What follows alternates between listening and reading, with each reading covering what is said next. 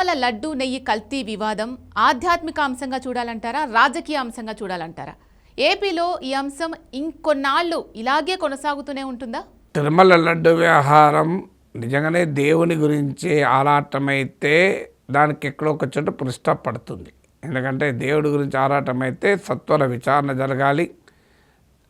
కల్తీ జరిగిందా, జరగలేదా, జరిగితే ఏ రకమైన కల్తీ జరిగింది, దానికి ఎవరు బాధ్యులను తేలాలి, బాధ్యులకు శిక్ష పడాలి. ఎవరైనా కోరుకునేది అది. ఎందుకంటే దేవుడి ప్రసాదం కల్తీ కావాలని ఎవడూ కోరుకోడు. కల్తీ జరిపిన వారు చేసేది మామూలు నేరం కాదు, ఖచ్చితంగా శిక్షించాలి. కానీ దీని యొక్క డైలీ సీరియల్ లాగా ప్రతిరోజు ఆరోపణలు చేసుకోవటానికి, ప్రతిరోజు పత్రికల్లో, టీవీ ఛానల్లో వార్తలు రాష్ట్రానికి మాత్రమే ఉపయోగపడితే భక్తులకు ఎవరికైనా ఆందోళన కలుగుతుంది. ఎందుకంటే ఈ ప్రాసెస్లో రాజకీయపరమైన ఆరోపణలు, ప్రత్యారోపణలే కాదు, ఈ ప్రాసెస్లో తిరుమల లడ్డు కూడా అప్రతిష్ట పాలవుతుంది కదా. సో రాజకీయంగా జగన్కి లాభమా, చంద్రబాబుకి లాభమా, లీస్ట్ బాదర్డ్ ఎవరికి లాభం అయితే వాళ్ళు చూసుకుంటారు. సో ఇందులో ఎవరు చంద్రబాబు గెలిచాడా, జగన్ గెలిచాడా కన్నా తిరుమల లడ్డే ఓడిపోకూడదు కదా, దేవుని ప్రసాదం ఓడిపోకూడదు అన్నదే ఆవేదన. సో అందులో గొడ్డు కొవ్వు, పంది కొవ్వు అనే దుర్మార్గమైనటువంటి వార్తలు కూడా వచ్చాయి కదా. అది నిజమైతే ఖచ్చితంగా దోషులు శిక్షించాల్సిందే. కానీ ఇప్పటివరకైతే అవి అనుమానాలే. నేషనల్ డైరీ డెవలప్మెంట్ బోర్డ్ రిపోర్ట్లో కూడా సస్పెక్టెడ్ అడల్టరెన్స్ అనేవి ఉన్నాయి, ఎక్కడ కలిసాయని చెప్పలేదు. దాన్ని కోట్ చేస్తూనే చంద్రబాబు నాయుడు, పవన్ కళ్యాణ్, లోకేష్ కలిసాయి అని చెప్పేశారు. ఆ రిపోర్ట్లో కూడా వాళ్ళు జెన్యూన్గా ఉండలే. రిపోర్ట్లో అనుమానాలు వ్యక్తం చేశారంటే వేరు. అనుమానాలు వ్యక్తం చేసినా ఒక ముఖ్యమంత్రి స్థాయిలో మాట్లాడకూడదని సుప్రీంకోర్టే చెప్పింది కదా. కానీ మాట్లాడినప్పుడు నిజం చెప్పాడా, నిజం చెప్పలేదు. నేషనల్ డైరీ డెవలప్మెంట్ బోర్డు అనుమానాలు వ్యక్తం చేస్తే కలిసిపోయిందని చెప్పేశారు. చెప్పిన తర్వాత సిట్ వేశారు. పోనీ సిట్లో ఏమైనా తేలిందా?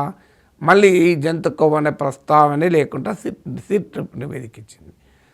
దానికి వాదన ఏంటంటే 10% లోపు కలిస్తే గుర్తుపట్టలేదు కనుక 10% కలిసింది. అరే, అనుమానాలపైన మనము ఆధారపడి ఆరోపణలు చేయకూడదు కదా.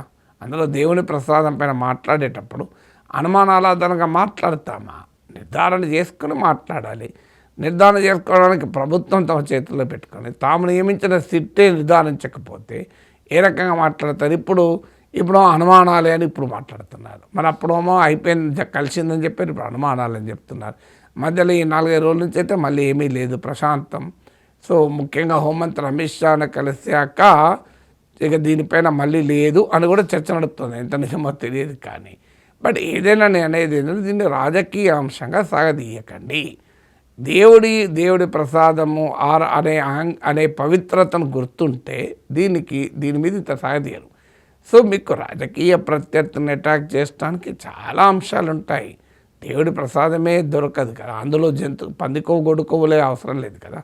ఈవెన్ సింథటిక్ గీ అన్నదాన్ని చార్జ్ షీట్లో కూడా పేర్కొంది. ఆ సింథటిక్ గీ అన్నది సరిపోతుంది కదా రాజకీయ ప్రత్యర్థిని శిక్షించడానికి, టార్గెట్ చేస్తానికి. అది మామూలు లేదా మా సింథటిక్ గీ అయితే.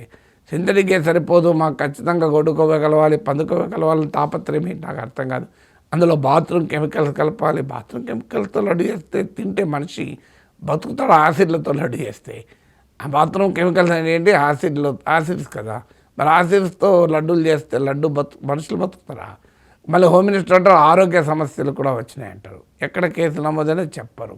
సో ఇలా ఏ ఆధారాలు లేకుండా మాట్లాడకూడదని చెప్పారు. ఆఖరికి అదే కాదు, శ్రీశైలం లడ్డు కలిసి అయింది, శ్రీకాళహస్తి లడ్డు కలిసి అయింది, ద్వారకా తిరుమల లడ్డు కలిసి అయింది అని ఆ లిస్టు పెంచుకుంటూనే పోతున్నారు. అందుకే నా అనుమానం ఆంధ్రప్రదేశ్లో అన్ని దేవాలయాల ప్రసాదాన్ని కల్తీ అయిందని ఆరోపణలు వస్తాయి. చివరికి ఇది 2029 ఎన్నికల దాకా నడుస్తాయి. మన ఎన్నికల తర్వాత ఇక ఆగిపోతుంది. అప్పటిదాకా హిందూ మతం అన్యాయానికి గురి కావాల్సింది, హిందూ ధర్మం అప్రతిష్ట పాలు కావాల్సిందే, హిందూ దేవుళ్లకు సమాజం దృష్టిలో హిందూ దేవుళ్ళ పవిత్రత దెబ్బతినాల్సిందే. ఏం సాధించినట్లు ఇది?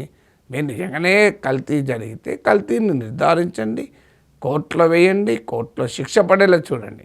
అది వదిలేది రాజకీయం ఎందుకు చేస్తారన్నదే నా ప్రశ్న.